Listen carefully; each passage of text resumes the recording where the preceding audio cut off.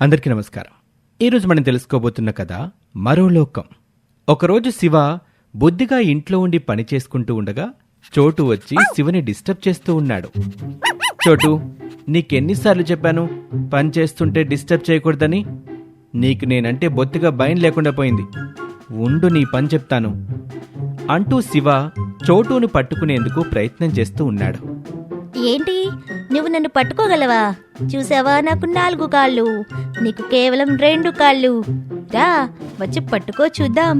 రా రా రా, రాకుమారా, రాజసాలే. చూడు చోటు, నువ్వు పాడకు, నాకు కోపం వస్తుంది. అవునా, నా పాట నీకు కోపం వస్తుందంటే నేనిలా పాటలు పాడుతూనే ఉంటాను.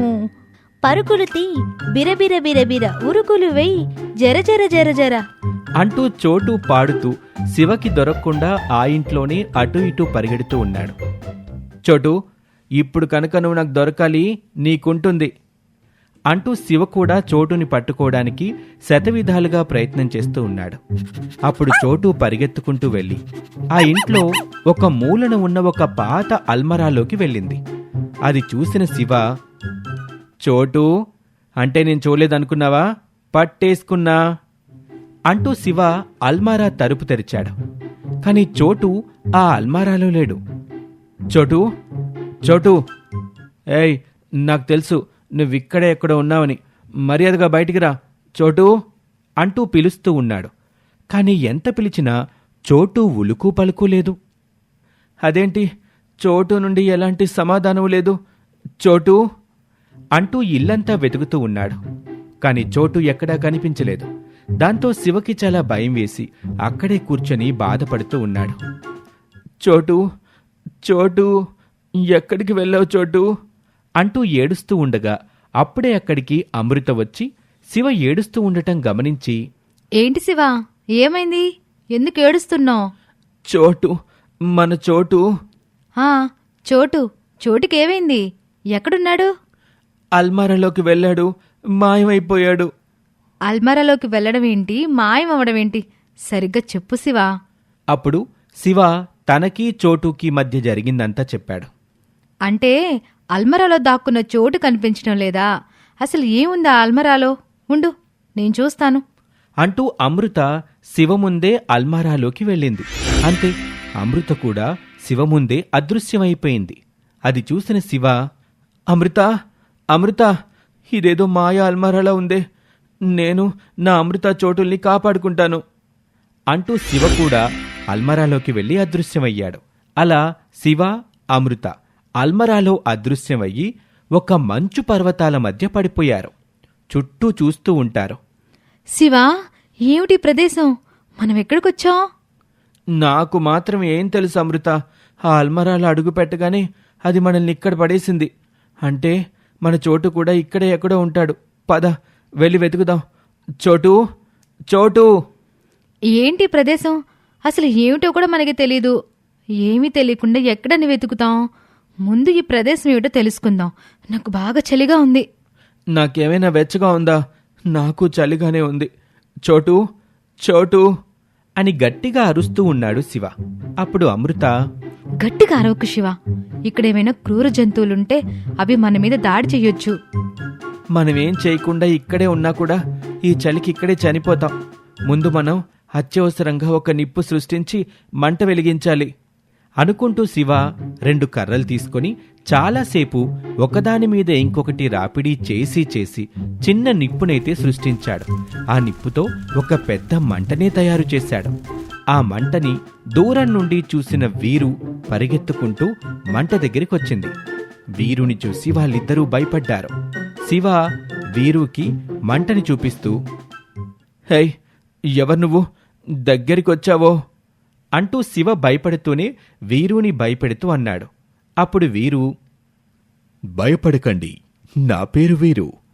ఇంతవరకు నేను ఈ లోకంలో ఇలాంటి నిప్పుని చూడలేదు. ఇదే మొదటిసారి చూశాను. నాకు చాలా ఆశ్చర్యంగా ఉంది. ఇంతకీ మీరెవరు? మిమ్మల్ని ఎప్పుడూ నేను ఇక్కడ చూడనేలేదు. నా పేరు శివ, ఇదిగో తన పేరు అమృత.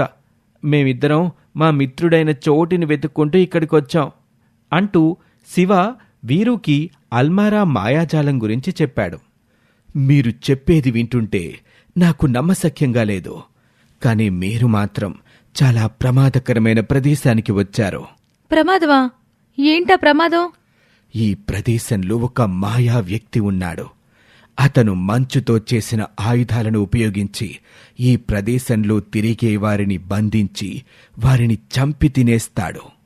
నాకు తెలిసి మీ చోటుని కూడా తనే బంధించి ఉంటాడని నాకనిపిస్తోంది. ఏంటి అంటే మా చోటుని చంపేశాడా?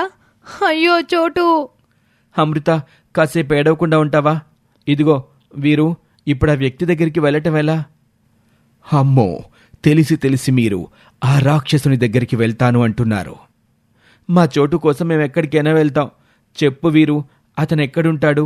మా చోటు కోసం మేమేదైనా చేస్తాం. అవసరమైతే ఆ వ్యక్తితో పోరాడైనా మా చోటుని రక్షించుకుంటాం. మీ స్నేహితునిపై మీకున్న ప్రేమని చూస్తుంటే నాకు మీలాంటి మిత్రులు లేనందుకు బాధగా ఉంది. పదండి, మీకు ఆ వ్యక్తి ఉండే ప్రదేశం చూపిస్తాను అంటూ వీరు వాళ్ళిద్దరినీ వెంటబెట్టుకొని రహస్యంగా ఒక మంచు గుహలో ఉన్న వ్యక్తిని చూపెడతాడు. చూశారా, ఆ గుహలో ఎంతమందిని బంధించి ఉంచాడో. వారి ఆర్తనాదాలతో ఈ గుహ దద్దరిల్లుతూ ఉంటుంది. శివ, అమృత మెల్లగా ఆ గుహలోపలికి వెళ్లారు. గుహలో ఆ వ్యక్తి భయంకరంగా నవ్వుతూ ఉన్నాడు. చోటు కూడా ఆ గుహలోనే ఉన్నాడు. శివా, శివా, నా కోసం వచ్చావా? చోటు, నీకేం అవ్వలేదు కదా? అమ్మయ్యా, నువ్వు బ్రతికే ఉన్నావు.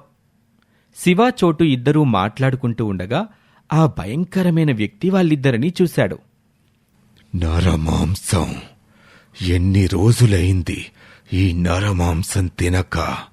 వెతక్కుండానే దొరికింది.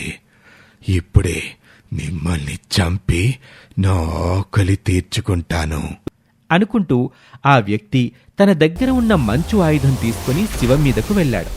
వెంటనే తను దాచుకున్న నిప్పుని బయటకు తీసి దాన్ని మంటలా చేసి ఆ ఆయుధానికి ఎదురుగా పెట్టగా ఆ ఆయుధం కరిగిపోయింది. అలా తన దగ్గర ఉన్న ఆయుధాలని అన్నీ కరిగించేశాడు శివ. నీ దగ్గర ఈ మాయా నిప్పు ఎక్కడిదే? నన్ను మన్నించి నాకు ప్రాణభిక్ష పెట్టు. నీకు ప్రాణభిక్ష పెట్టాల్సింది నేను కాదు. ఇదిగో, నువ్వు బంధించి చిత్రహింసలు పెడుతున్నావే వీళ్ళు అంటూ అక్కడున్న వాళ్ళందరినీ విడిపించారు శివ, అమృత. ఆ బందీల్లో ఒక చిలుక కూడా ఉంది. మీరెవరో మాకు తెలీదు, కానీ మాకు ప్రాణభిక్ష పెట్టారు. మీకు కావాల్సిన సహాయం ఏంటో చెప్పండి, మేము చేస్తాము. అప్పుడు శివ జరిగిన విషయం మొత్తం చెప్పి మళ్లీ వారు తిరిగి ఇంటికి ఎలా చేరాలో అడిగాడు. ఆ మాయా అల్మారా గురించి ముందే తెలిసిన చిలక వారిని తిరిగి మళ్లీ ఇంటికి పంపించింది. ఇది వాల్టి కథ. మరో లోకం మరొక ఆసక్తికర కథలో మళ్ళీ కలుద్దాం. అంతవరకు సెలవు. నమస్తే.